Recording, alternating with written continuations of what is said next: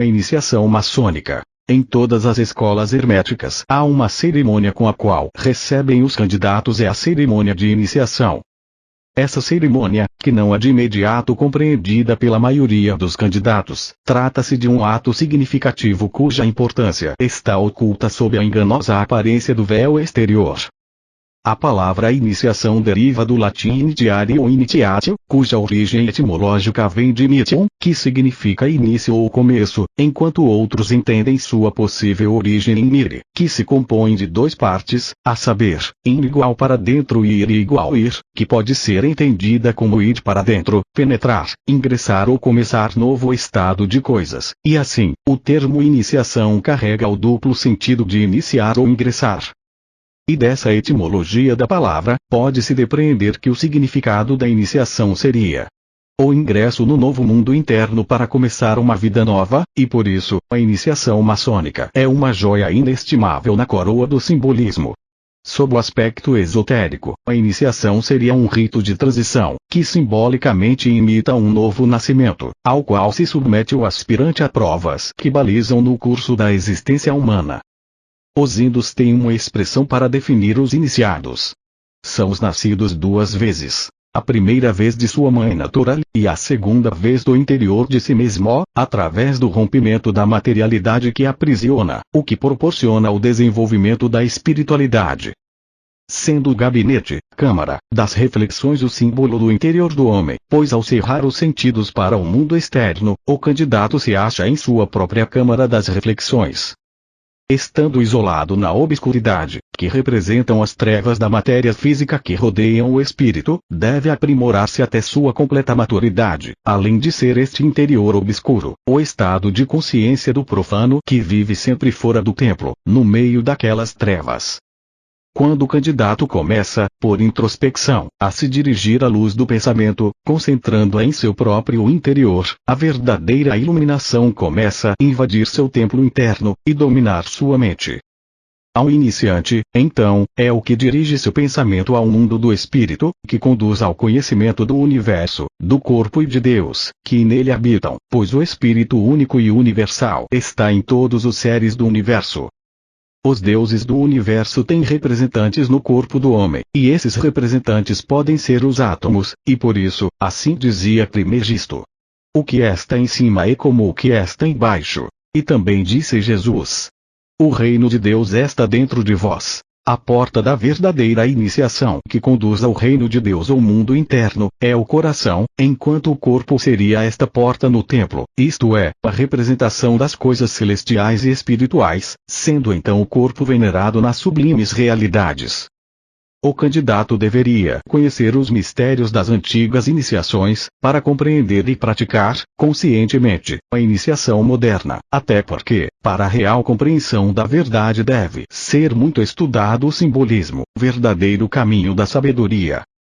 Com relação ao Egito na antiguidade, os egípcios praticavam a iniciação na Grande Pirâmide, sendo que este monumento jamais foi uma tumba de faraós, como querem demonstrar alguns estudiosos, e ainda, porque o termo pirâmide tem origem em pir, que significa fogo, e simbolicamente, espírito.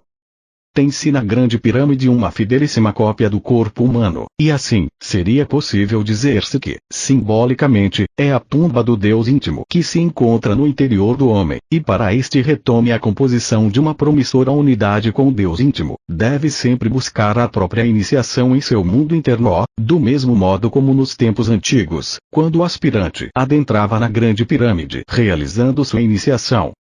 As religiões e escolas iniciáticas materializam os mistérios por duas razões. Para velá-las aos olhos do profano, e facilitar a compreensão do candidato. Tanto que Âmedes diz a Chetos, chegando aos pés do santuário da iniciação, seus caminhos secretos conduzem os homens amados dos deuses a um fim que nem sequer posso nomear. É indispensável que façam nascer em si o desejo de alcançá-lo. A entrada da pirâmide está aberta a todos, porém, compadeço-me dos que têm que procurar a saída pela mesma porta cujos umbrais franquearam, não conseguindo outra coisa senão satisfazer sua curiosidade, imperfeitamente, e ver o pouco que lhe foi dado conhecer. O aspirante, insistindo na iniciação, atrás do mestre escala ao lado norte da pirâmide até uma porta quadrada estreita sempre aberta, que se acessa por um passadiço apertado, o que simboliza as características do espírito. A iniciação na pirâmide equivale a comunicação com os grandes mistérios do espírito e união do reino de Deus interno com o Pai. Desta maneira, esta chama do pensamento, que não é uma espécie de fogo material, nem tampouco o fogo e a luz dos sóis, seria um tipo de fogo que não queima mas arde interiormente ao iniciado, 1000 vezes mais excelso. A grande pirâmide iniciática, dentro da qual penetravam os candidatos, é o símbolo do seu próprio corpo, e nela se iniciando, evolutivamente, chegariam à condição de adeptos divinos, a condição de todos aqueles que provêm da iniciação aos demais seres inferiores. A porta estreita da pirâmide é a mesma do Evangelho que conduz à salvação, e estando sempre aberta, significa que para poder nela entrar, dever-se-ia iniciar ou dobrar a si mesmo, conduzindo-se ao mundo interno através do pensamento. As leis da maçonaria são as mesmas das religiões, que objetivam descobrir o verdadeiro ser interior, e o conhecimento de si mesmo. Porém, como sucede em muitas religiões e não na maçonaria, essas tentam materializar seus pensamentos para adorá-los como deuses, ao invés de espiritualizar suas obras. Sabe-se que os conhecimentos esotéricos das religiões e da maçonaria são, atualmente, mostrados a todas as pessoas, porém, os verdadeiros mistérios da instituição não se encontram nos livros, rituais ou cerimônias, mas estão no mais íntimo do espírito, cuja porta está sempre guardada e vigiada pelo anjo da espada flamígera.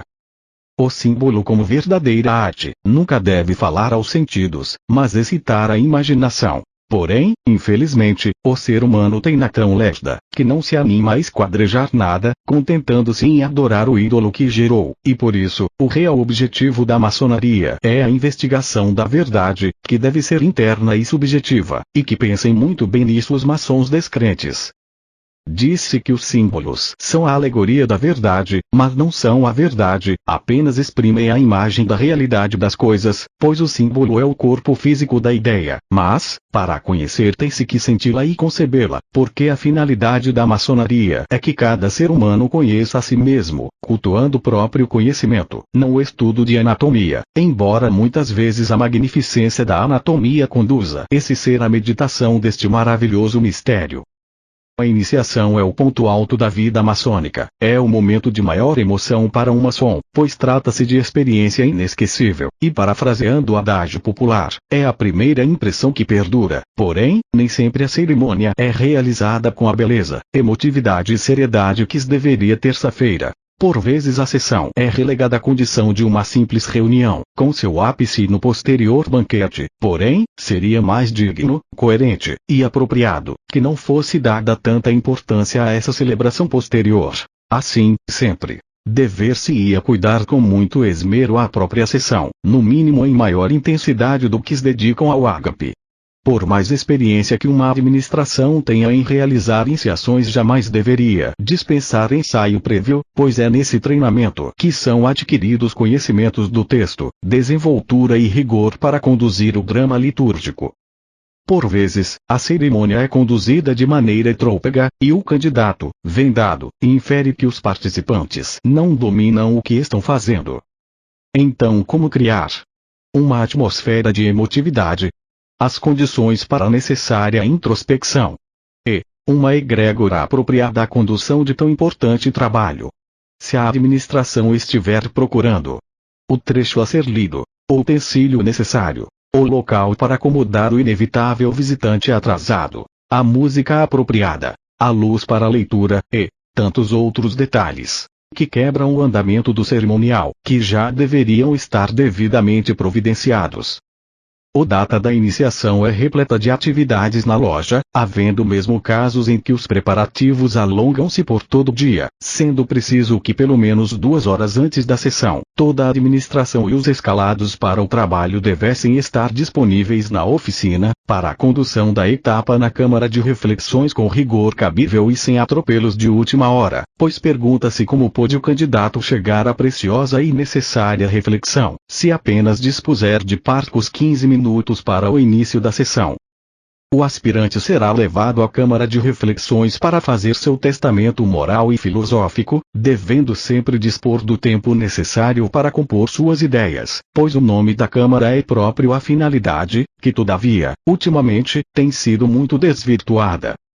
Logicamente, a Câmara não é uma casa de terror de um parque de diversões, mas uma viagem ao seio da terra, a volta à própria origem, a morte simbólica do profano, para seu renascimento como maçom. A reflexão e tomada de decisão com vista à seriedade do ato a praticar, é ainda a Câmara apropriada para que o candidato reflita sobre sua vida material, para que sinta o conteúdo dos ideais que norteiam a instituição ou sociedade a que pretende pertencer. A seguir, o aspirante deve ser guardado afastado do assédio dos demais integrantes, que movidos por razões até pueris, como uma brincadeira descabida ou o desejo de se identificar antes do momento exato, podem perturbar o candidato quando disponibilizados nos espaços da loja. Deve ser relembrado o ritual, como por exemplo o do rito adoniramita, que observa sobre as inconveniências com relação aos candidatos. Nas sessões magnas de iniciação, que são o contato ativo inicial que o recipiendário tem com a ordem, todos devem ter comportamento solene e grave. É proibido molestarem, sob que pretexto ou forma for, o recipiendário quer durante o cerimonial, quer na Câmara das Reflexões, quer no desenrolar do drama litúrgico do rito. O fato é que o assédio aos candidatos transformou-se em inconveniências, que ferem a sensibilidade dos que pensam estar adentrando a uma instituição solene, composta de homens ligados a objetivos superiores, e de repente, descobrirem que alguns desses integrantes agem como jovens estudantes, tentando aplicar-lhes o trote comum aos calouros de universidades. Pode ainda esse não autorizado ou recomendado trote ser composto por levar um bode para os candidatos tocarem, tentar assustá-los jogando objetos pesados e ruidosos no chão, ordenar que tateiem objetos de variadas espécies, dirigir-lhes gracejos, contar casos para intimidá-los, etc. Porém, o excesso às vezes é ultrapassado quando conduzem os aspirantes à pseudo-prova de coragem.